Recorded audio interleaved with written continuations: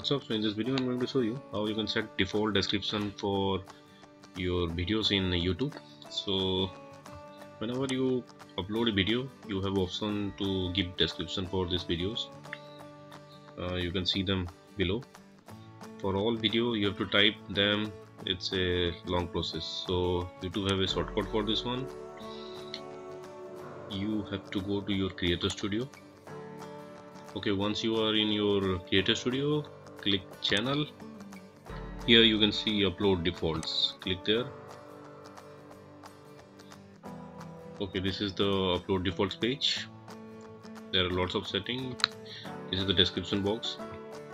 I have already filled my description box. You can give your links here and whatever you want to write, and you can set your title also if you are uploading same kind of videos. You can toggle with license and category, all these things, and then you have to save.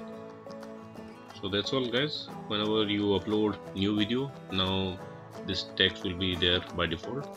So thanks for watching guys. See you in the next video.